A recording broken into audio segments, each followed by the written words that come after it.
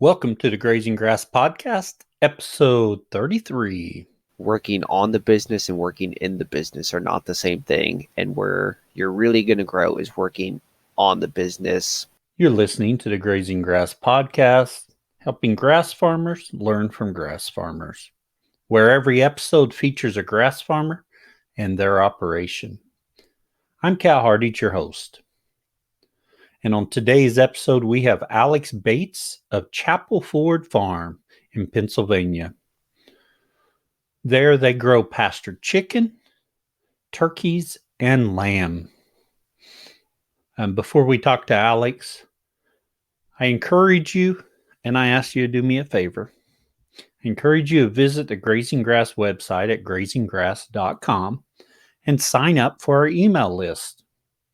If you're using a computer, it'll be on the right side of the screen.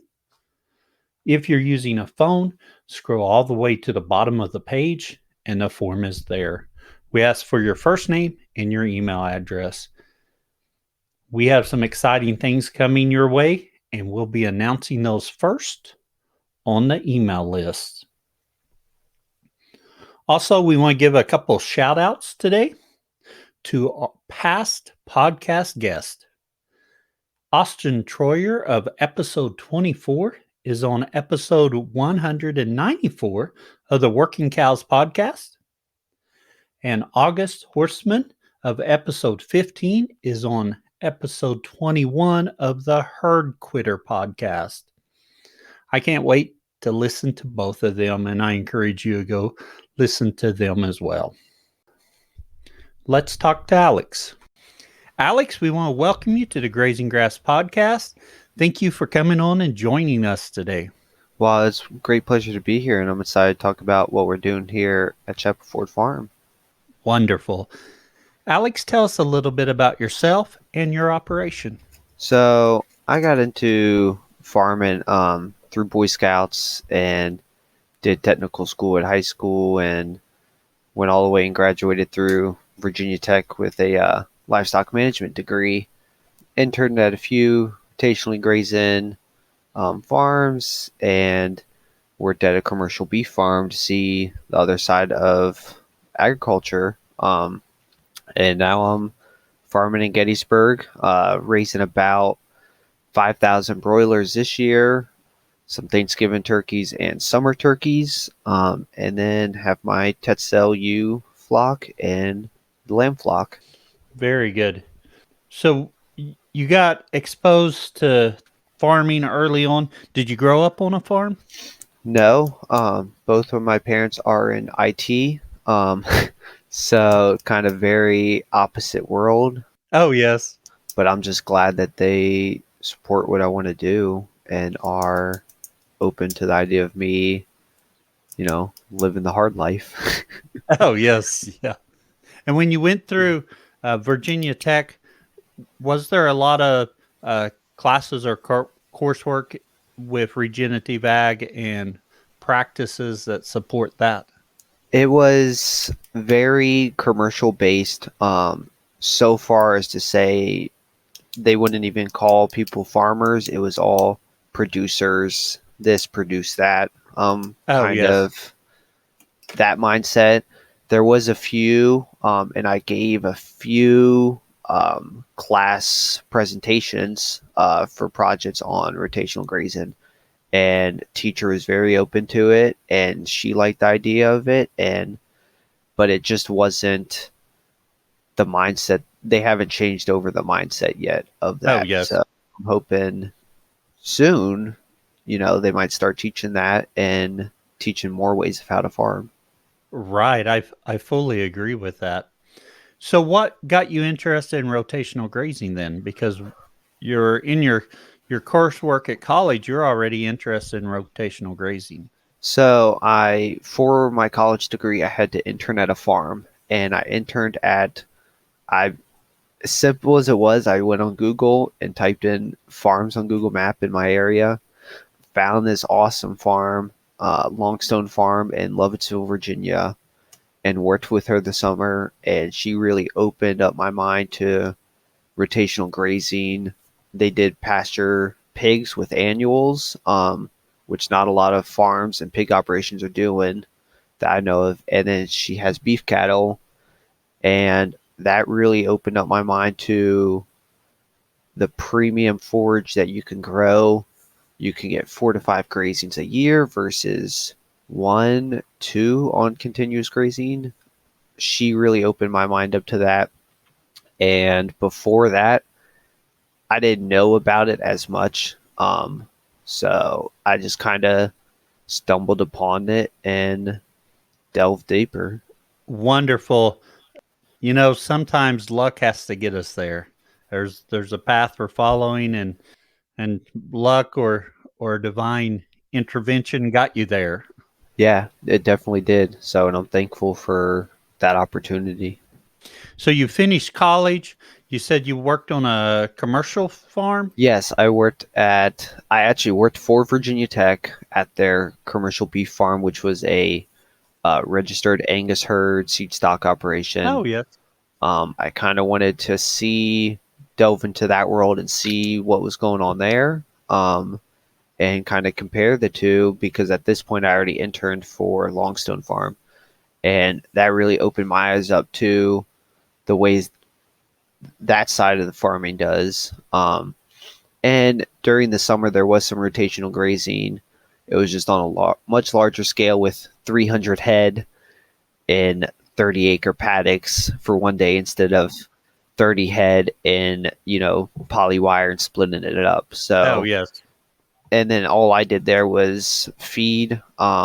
We fed silage every day to the steers and research projects, and sometimes to the heifers that were going to the sales. So, but all the cows there were grass fed, which was a surprise to me. So, Very good. So you worked there for how long? I just worked there for the summer. I was an emergency summer hire. So, and I knew that going in. And I really wish I got the opportunity to stay for the full breeding season, because their breeding season coincided with school. So students can learn how to AI, pregnancy checks, all that. So that was kind of a bummer. And then I moved on, had a few other farming jobs after that. Now I'm here farming in Gettysburg. And when did you start your farm in Gettysburg? So I started last year, stumbled upon a few people who wanted, a few other farms who wanted broilers, and they didn't want to brood them in a brooder. They didn't have the setup or the time. So pretty much all last year, all I did was grow Cornish cross out for 3 to 4 weeks and sold them to other farms, and they would finish them and process them and sell them.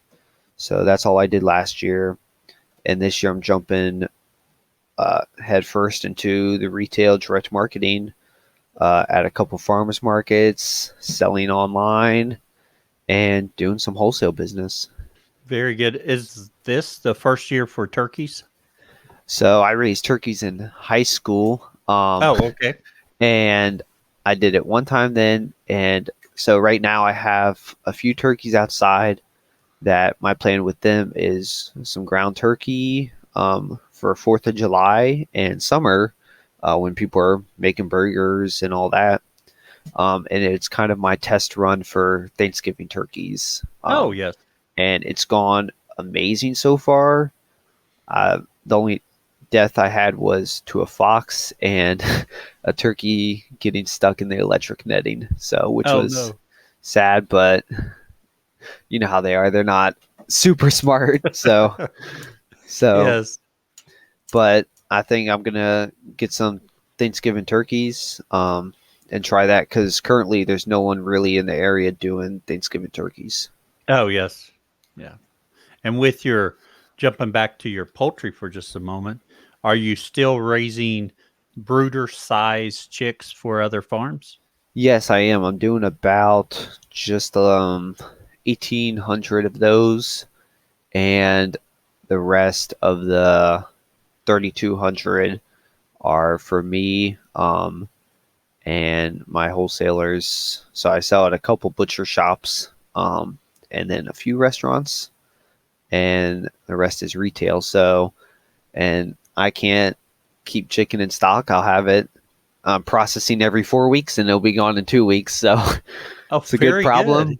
It's a good Yes. problem, but it's still a problem. So I'm upping production, and just had 900 chicks come in last week. So yeah. Very good. I find it really interesting about you brooding chickens Hmm. for other farms. That's a great way to get started in it without doing all the rest.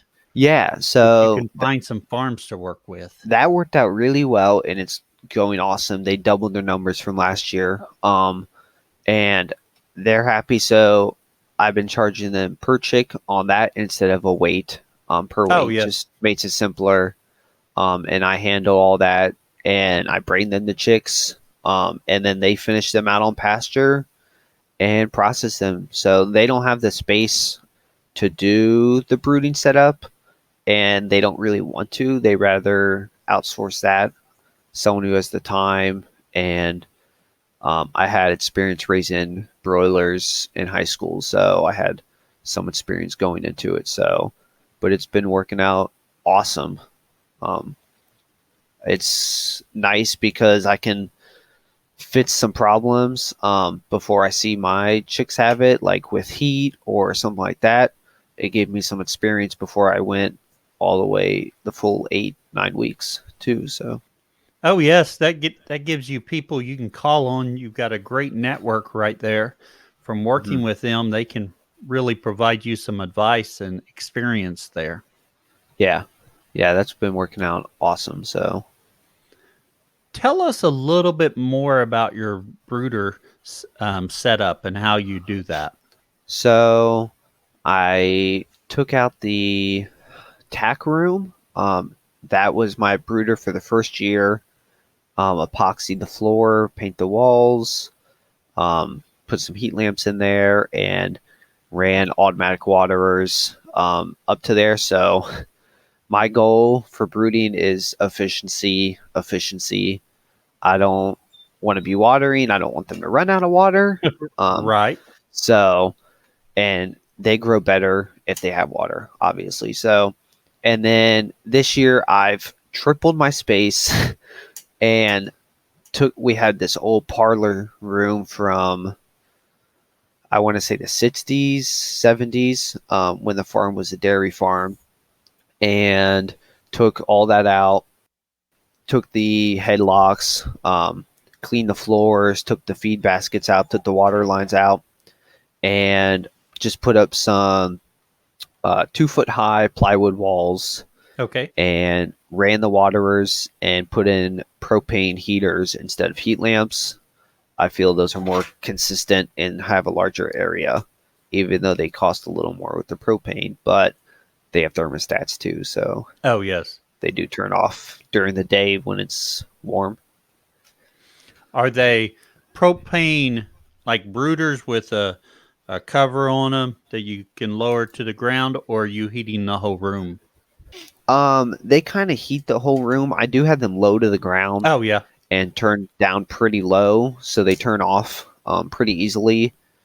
So they're the same heating system they use at like Purdue Tyson, the commercial barns. Oh, okay. And I was very skeptical with dust and burning down the 200-year-old barn. Yes. So, but it's been working out good. I just clean it after every 4 weeks after the batch goes outside, and just make sure it stays clean. So, and it's been working well. Very good. So the birds are going outside at 3 weeks. Is that what you'd said earlier? 3 weeks in the summertime and 4 weeks early in the year. Oh, I okay. usually start March, and I think this year I ran a super early batch in February to give that a try Oh, yes. and see what that went like. And they went outside at 4 weeks, but they still had heat lamps, and I was kind of tugging along an extension cord through the field. So it worked okay. I'm not sure if I'm gonna pursue it again, just because it's made for a long season, Oh, yes. and they grow a lot slower. with it being that cold. So Oh yeah. On your birds, you're moving them out to a chicken tractor. yeah, so I have two 12 by 20 chicken tractors, and those have automatic watering systems. The bell waterers with two 30-gallon trash cans, and it just siphons into there. And then I use 50-pound feeders, and they move every day or twice a day, depending on how much forage there is. If I'm in a drought, in the spring, if there's a lot of grass, they can stay there for the day. But if most of the grass is dead from a really bad drought like last year, then I move them twice a day. Oh, very good. And are the tractors, are they self-built or did you buy pre-built ones? They are self-built, just for cost reasons and customizability. And I didn't like how the big ones that you can buy and assemble had those bars right at your knees and ankles. Oh, yes. And Yeah. so, but I think in the future I might end up going to that. So then they're all metal and I don't have to deal with rotting wood. Oh, yeah. But for now, they're just self-built. Oh, yes. On your tractors that you built, did you come up with your plans or did you use some plans from somewhere else? So I self-built them and toured some farms and saw their operations and their tractors and what they liked about it, what they didn't like about theirs, and kind of melded a bunch of designs into one. And that's kind of how they got built. So no plans that you can find online. Oh, really. yes. And for processing of your birds, are you processing them yourself or are you taking them to a processor? So I am very thankful to have a USDA poultry processing plant for small farmers 5 minutes down the road. Oh, wow. And I also work there part-time. So I see my product from day one all the way to packaging for that. And then we do some on-farm processing for our wholesalers to cut costs there. So. Oh, okay. Yeah. That's really a great experience working there for you and being so close to your farm. For me, I did a few birds and finding I didn't really want to process them myself because my wife told me she would need them that way. Anyway, so I found a processor, but they were an hour and a half away, which probably on the grand scheme of things is not that far, but it was far enough that it dampened my enthusiasm. Yeah, I saw. I've talked to another lady who goes 8 hours one way. Oh, for wow. The USDA processor, and she says she does 500-600 at a time, and just sits there all day. So that's a little too far for me, but Yes. So I'm just super thankful to have that right there, right next to my door, pretty much. So. In addition to your chickens, we talked just a little bit about your turkeys. Are you growing them in your same brooders to get started or same setup? So the turkeys, I can't remember how long they stayed inside for, maybe 6-7 weeks. I got them in January, so okay. They stayed inside for a little longer, right? And it was just a few, so the brooder was easier to keep clean. So I only got 15 turkeys for a test run, and they're about 40 pounds, so that's a lot of ground turkey. And brooder's easier to keep clean with 15 turkeys versus 400 broilers. Yes. So, but yes, they did start inside, and then they went outside, and now they're just in electric netting with some portable shade structures, and they're moved about every week. Depends on how their area looks, basically. Oh, yes. And is that working fairly well for you thus far? Yeah, it is. So I am happy with how turkey raising has gone so far. So the electric netting there has been working well. They are super easy to move. You just move their shelter and they just follow. Oh, yes. So Very I good. haven't had to chase any really. They found a hole and how to jump over the fence currently, but they only have 6 more days until they're going to processing. So I've just been letting them live their life free range, and so Oh, yes. and kind of just open the gate for them to run around the farm. So What breed are you using for turkeys? there it's just the commercial whites, the Oh, broad okay. breasted whites. So in high school I raised heritage bourbon reds. So I had no experience raising the commercial ones, and when I raised the heritage reds in high school, that was a a nightmare. Oh, yes. With them sleeping in trees and stuff like that. So I don't think I'll ever raise heritage turkeys again. They're just too wild for me. Oh, yes. And will you process them at the same processor as your chickens? Yes, they'll be going to the USDA facility because he can grind, and I can't grind under its Oh, machine, yes. nor do I have a grinder. So Have you started testing the market with your turkeys? How's the reception been for that? Um, yeah, people are asking for ground turkey, and I get asked almost every week at the farmers market. Do I have ground turkey? When's the ground turkey coming? Oh, well, And very good. so it seems pretty like there's a market there. Um, and I haven't really seen anyone with ground turkey in the area except the processor who has a meat store also. Oh, yes.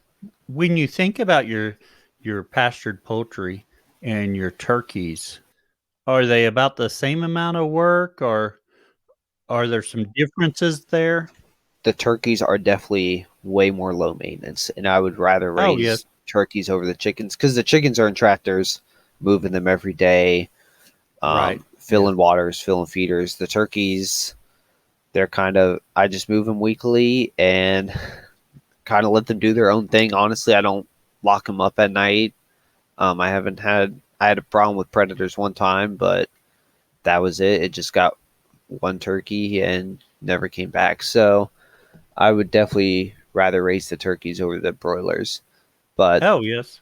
there's more risk in turkeys because you're keeping them for 4 months, 6 months Yes. versus 8 weeks with a chicken. So True. Personally, I've never raised any turkeys, so I find it a little fascinating. I don't know if I'm brave enough to try that. I like them. They're a lot more curious than chickens, Oh, which yes. to some people can be a good thing or a bad thing. I think it's a bad thing because they come running to me and they're like they have personality, and Oh, in yes. my opinion it just makes it hard when I see them go, Oh, when they're yeah. like that. So but and that's one of the cons of them. You keep them for 4 6 months and you start to know them. Right, right. In addition to your pasture poultry and your turkeys, what else do you have on your farm? So I have Tetzel sheep. They're a wool meat breed. I'm not a big hair sheep fan, in my opinion. And I know everybody has Oh, Katahdins St. yes. Croix, and I'm just not a fan of them. I understand their purpose: easy keepers, no shearing, low parasite risk, but I just like the big, muscled lambs that Tetzels have. I've been gaining about a 3/4 of a pound a day on them. Just Oh, yes. poor fescue grass. Not really anything special.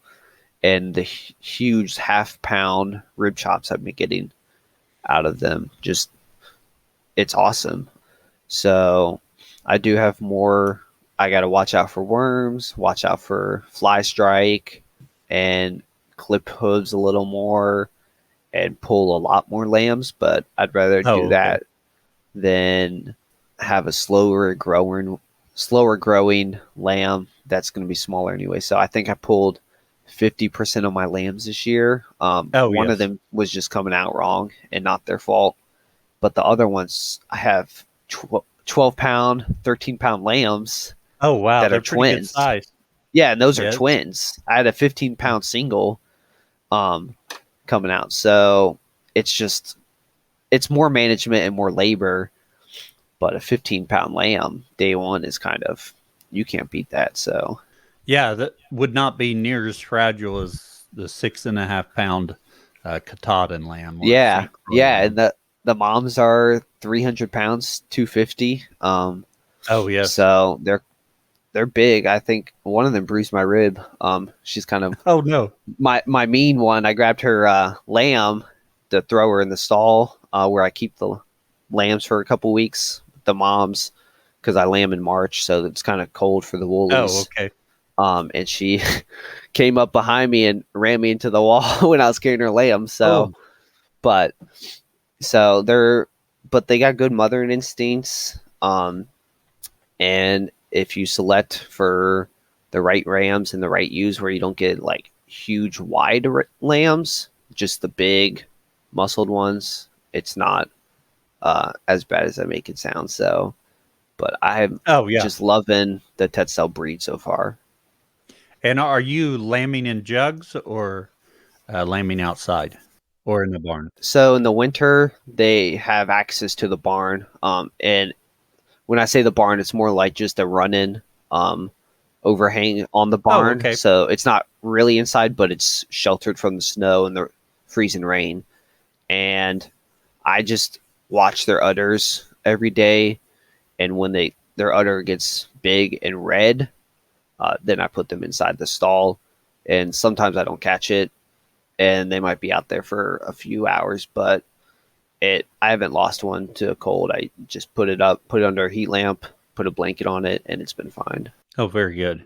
Very good. And then once you get grass coming on, you're turning them to pasture Hmm. and you start rotating them. Yeah, so I shoot to start grazing April 10th. Oh, okay. And that's really when I want to start rotationally grazing. Everyone gets sheared in late April, early May. So, and then their daily moves at that point, sometimes weekly moves depending on weather and shade access. So right now, I'm in a portion of the field where there's no shade. So they've been weekly moves where I can give them shade, Oh, yes. and they've been doing fine in there. So Do you shear them yourself or you have someone come in and shear them? no, I do not shear myself. Thankfully, I found a shearer who does awesome work. Oh, well, very good. Travels the whole East Coast and charges $50 an hour, and they can do about 20 ewes an hour. So Oh, okay.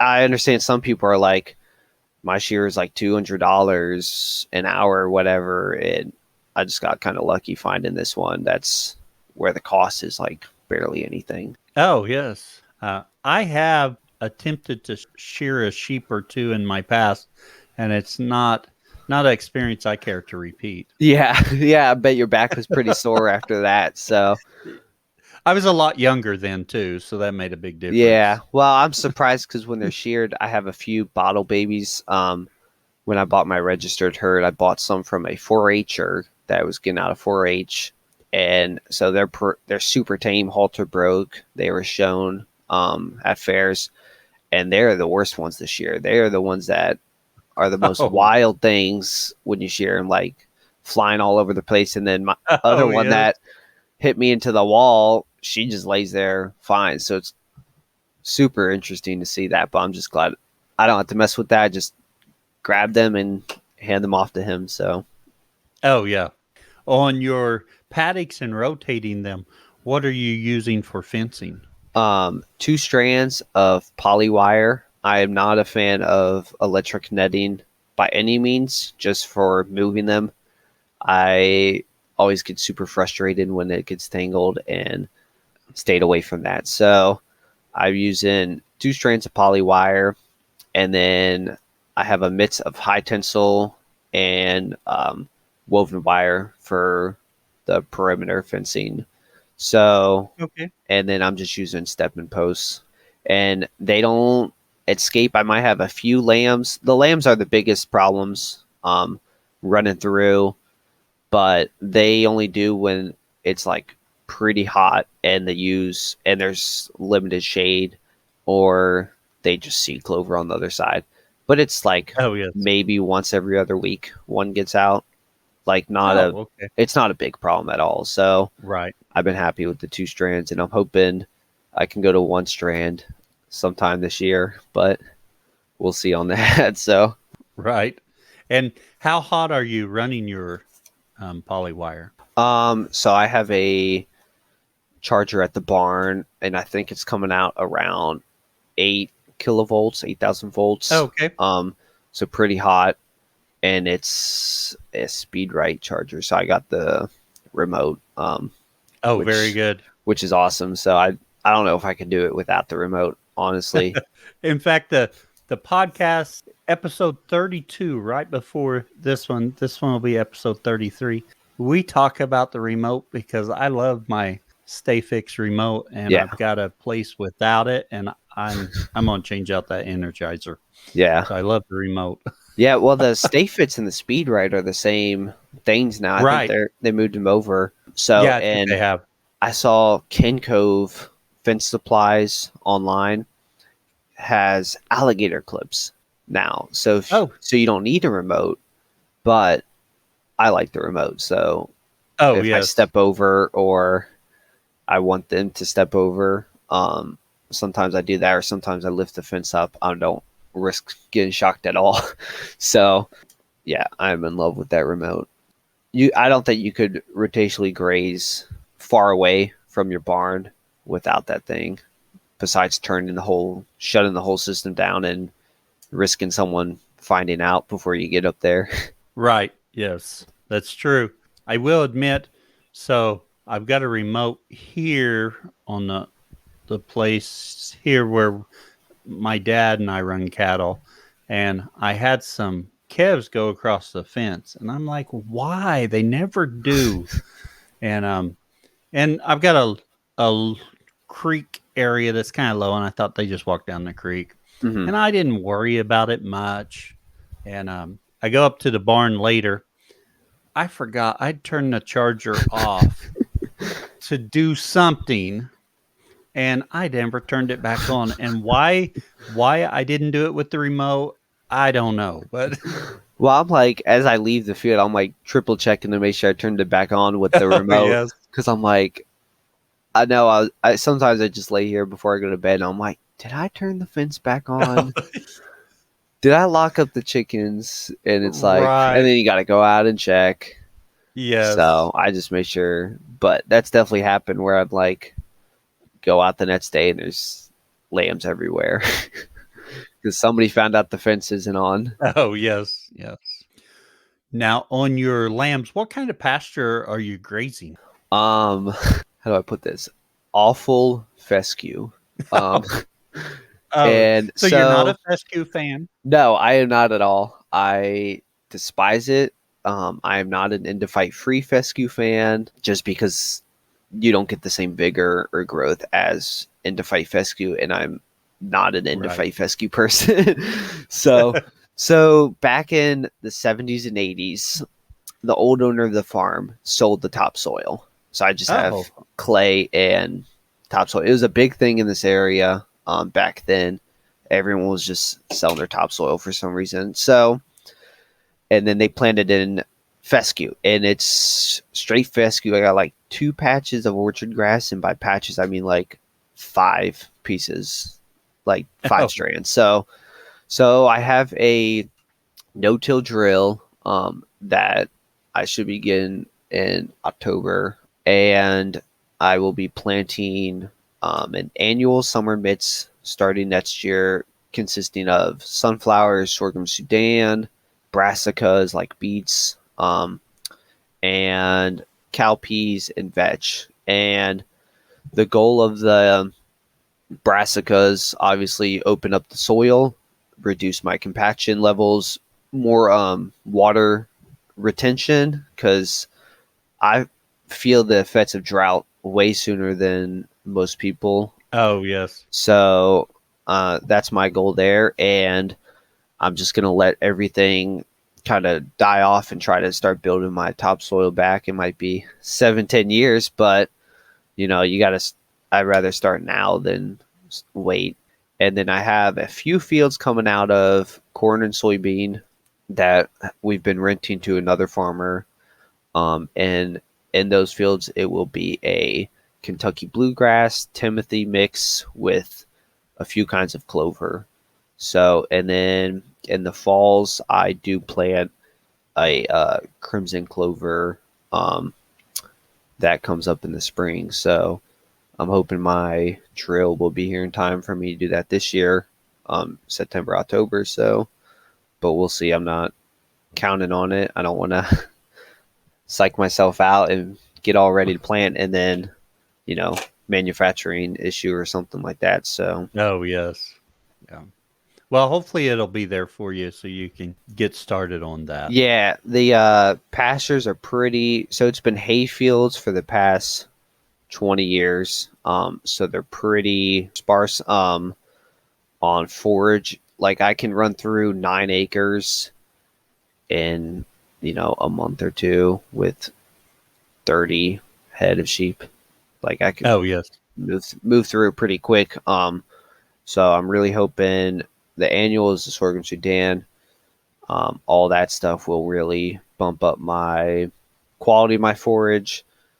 Aiming for that pound a day gain on lambs and bump up the quantity also. So Oh, yes. we'll see.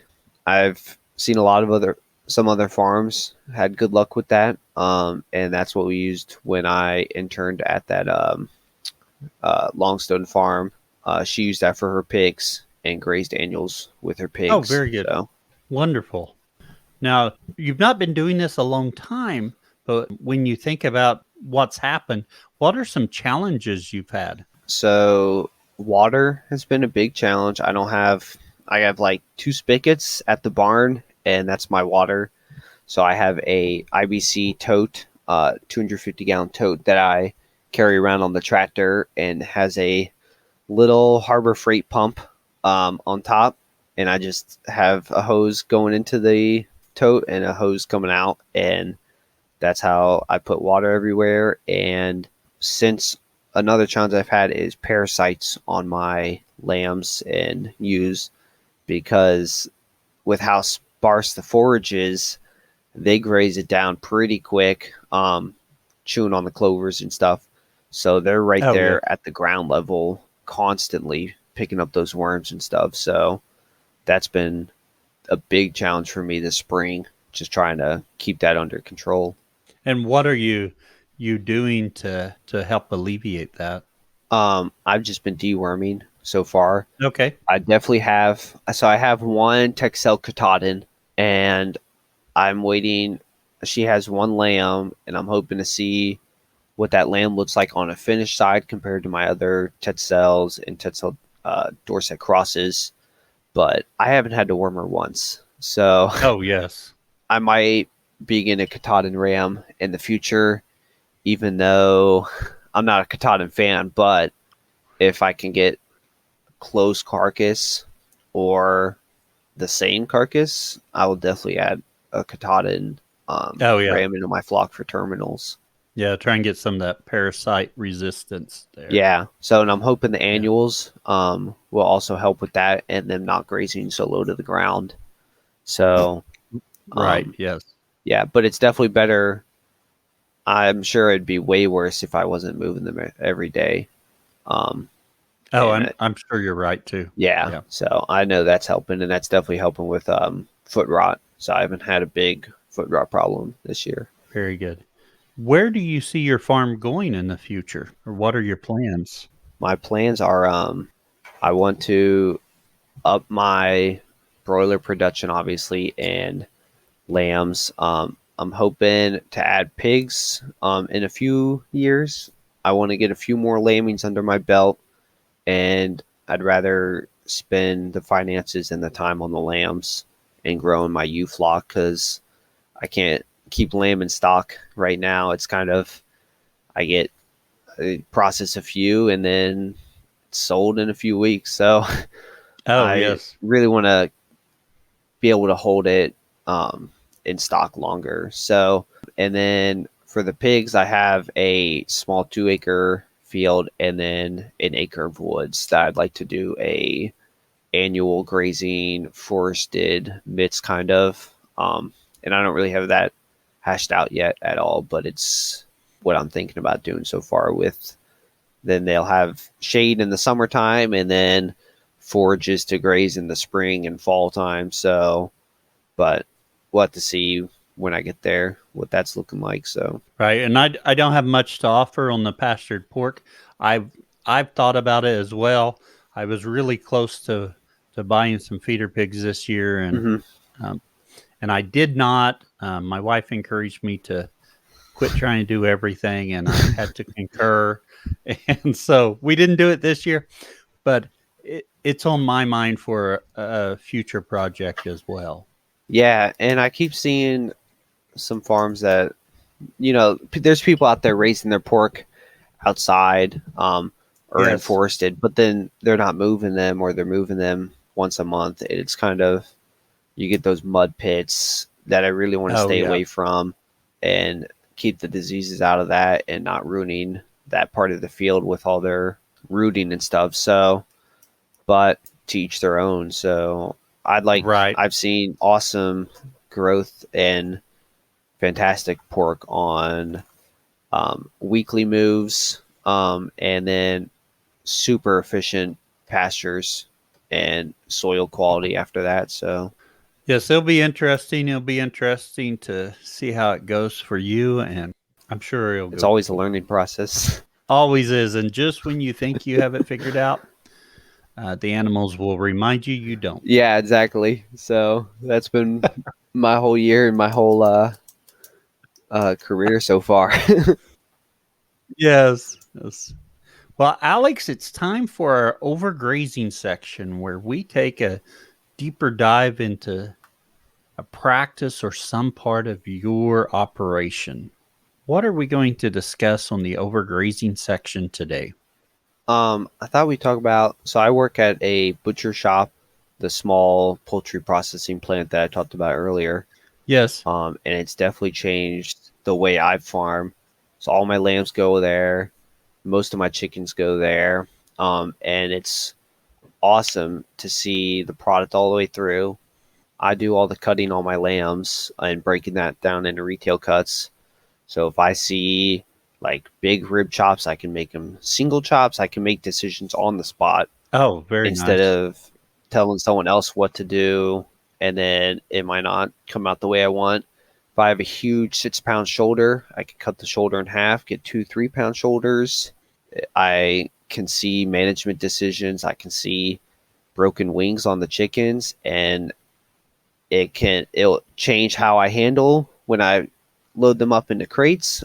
So it definitely helps a lot, and it helps me understand where the retail cuts of the lambs come from and all that. So it's it's changed how I farm, and it's changed how I raise my livestock for sure, for the better. So, how has it? What are some specific practices? I think you mentioned one right there that's changed on your farm because of you being in the processing plant. The fact that you cannot, when you go to crate chickens, you can't grab their wings Oh, yes. to load them into crates, because you're just breaking wings, bruising wings, and the USDA inspector has you remove that piece from the chicken, and then you get an imperfect whole chicken that doesn't look good, Oh, and yes. you're throwing away money and weight. So I, even though it's slower, I just grab one chicken at a time and grab it by its body, like Oh, two okay. hands underneath the wings, and the breast and back. So it's slower, but out of all my batch, like out of 200, 300 chicks, I might have one lose a wing, two. Oh, okay. And so that's definitely changed the way. And I've seen other farms come in with like 50% of their birds have broken wings. Oh, wow. And so that's definitely helped a lot. And on the lamb side, it allows me to make decisions on the spot based on what the lamb looks like and all that. I can see, shoulder weights before they're packaged. And if I want to cut it up, what I want to turn into ground lamb, whether it be the shoulder or the leg or the belly, whatever. He also has a USDA smokehouse, so I can do special stuff like smoked turkey breast for lunch meat. Oh, yes. Lamb bacon, and I can choose what I want. If I see a lamb belly big enough, I can turn it into lamb bacon, or if it's small, I can just do ground lamb with it instead of telling him, oh, I want lamb bacon, and then the lamb belly's like 2 pounds, 3 pounds, and it's not cost effective if it doesn't hit a certain size, because you're paying the same price or you're paying $3 a pound to get it smoked. So, and the product doesn't look good or you don't get a lot. So yes. It allows me to make decisions on the spot is my point, and it's helped a lot. Yeah. So it's really affected your handling of your chickens, and then you're able to make some decisions on the spot about sizes of cuts and what you're going to do.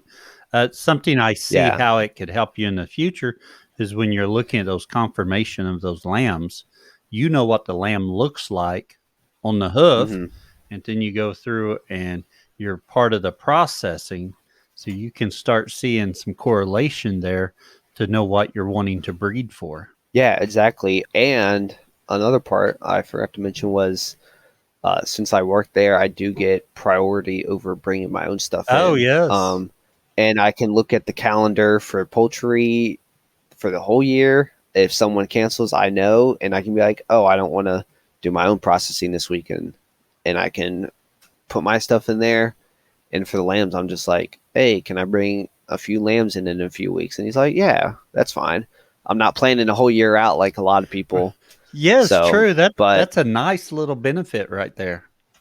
Yeah. Yes. Yeah, that's a huge benefit. Instead of it's like, if you got beef cattle, it's like, oh, call us when the calf hits the ground kind of right thing. It is. And you're planning 2 years out. So the lambs, it's like, my plan's 2 weeks out. If I know I'm running low, or lambs are getting, if I see a few big lambs in my herd, I'll be like, just bring them in. That helps a lot. That's a big motivator for me working there. So, oh yes, that's really nice. Alex, let's move on to our famous 4 questions. They're the same 4 questions we ask of all of our guests. Our very first questions: what's your favorite grazing grass related book or resource? So for book, it would be Kick the Hay Habit by Jim Garish. Oh, yes.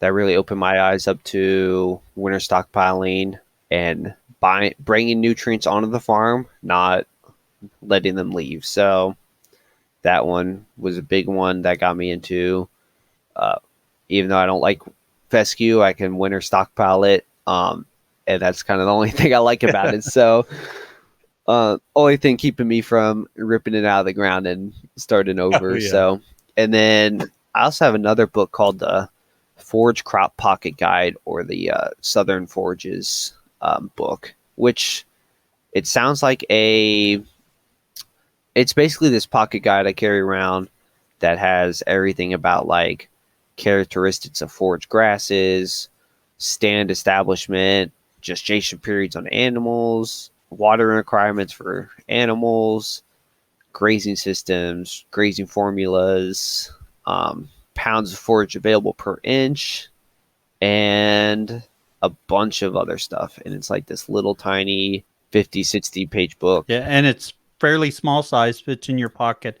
I'm thinking I have it. I'm looking over at my bookcase, but I don't see it. But I'm going to have to pull that book back out. It fits in like a shirt pocket almost. Yeah. And it's like, I use it all the time.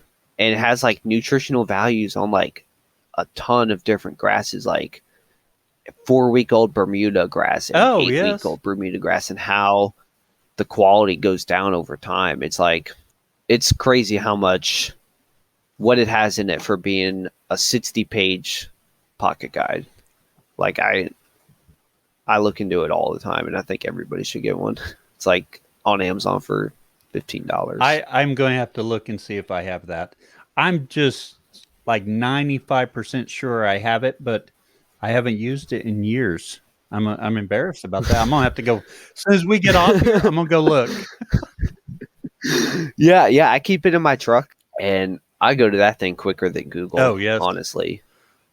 Our second question is, what tool could you not live without on your farm? That water pump on my water tank I talked about earlier. I would never be able to could afford to put buried PVC pipes or dig wells out in my farther pastures. It also allows me to use, like on a rented farm, bring water out there instead of using the homeowner's water. Oh, yes. So that's a big plus. Yeah, I just could not live without the thing. It runs on the tractor battery. Oh, okay. And it's like 290 gallons an hour. Like, it's a pretty good pump for the size of it, and it's like $30. Oh, very good. Super cheap. So It's at Harbor Freight. I don't know what I'd do without that thing. Very good. If you can find a link to that, I don't know if Harbor Freight has everything online, but if you do find a link for that, we'll put it in our show notes. Yeah, I can find that. So, and those IBC totes, they're like 250, 275 gallons, and they're on all over the place. Oh, yeah, I see them on Craigslist all the time as well. Yeah. So, and I think you can get it for free. You can get them like $30. Yeah, if you take your time, you can get them really cheap. If you get in a hurry, it's only the high price ones. Yeah. You just got to watch out what was in it before. So right, yes. Our third question, Alex, is what would you tell someone just starting out on their grass journey?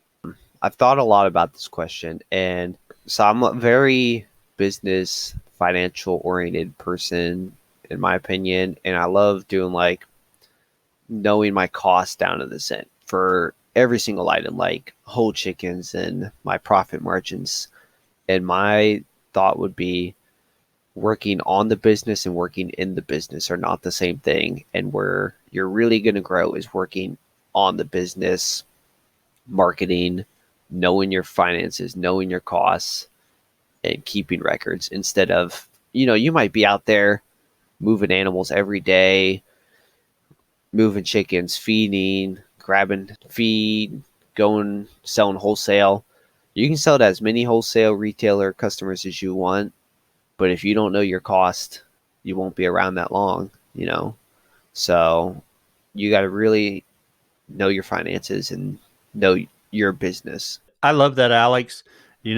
We can get caught up in working in our business, but we have to have that other part, working on our business. Great advice. Yeah, and I know a few other, the feed mill I go to is a small farmer. I see him in his office more than I see him mixing feed nowadays. And he's even told me, before he was like, oh, if only I work 10 more hours a week, 20 more hours a week, I can get so much more done and I'll be better off. And now he's like, I just pay someone to feed my sheep and mix feed now and do the marketing and expanding and that kind of stuff. So, and he's been better off and happier because he's not working 120 hours, anymore. Oh, yes. And our last question, Alex, where can others find out more about you? So we're on, we have a website, chapelfordfarm.com, and I'm on Facebook, Instagram. I post to Facebook from Instagram, so they're both the same posts and what you're getting. I'm at a few Gettysburg Farmers Market, and I was at a Virginia Farmers special pop-up market. So you can find me, you can call me, email me. I love answering questions. And I love doing farm tours. Very good. And we'll post links in our show notes to those sites. Alex, we appreciate you coming on and sharing about your journey thus far, and we're excited about where you're going. I'm excited to be here, and I happy to talk to you and share what we're doing. So it's been going good so far, and can't wait for the next 5, 10, 15 years. Very good. Very good. You're listening to the Grazing Grass Podcast, helping grass farmers learn from grass farmers. Each episode features a grass farmer and their operation. If you'd like to be featured on a future episode of the podcast, visit grazinggrass.com and click on the Be Our Guest link. Fill out the information and we will be in touch. Also, share this episode with someone who may find it valuable. Also, follow our Instagram page and our Facebook page. And as always, keep on grazing. Hey there, listeners. We appreciate you tuning in and want to continue bringing you the best content we can. But producing a podcast takes a lot of time and effort, so we need your support. You can help us out by joining the Grazing Grass community and becoming a supporter for exclusive content and early releases. Also, you can buy our merch to show your love for the show, or by using our affiliate links to purchase products or services we recommend. If you can't support us financially, please spread the word and tell others about our show. Thank you for your support, and we can't wait to bring you more great conversations from grass farmers like you.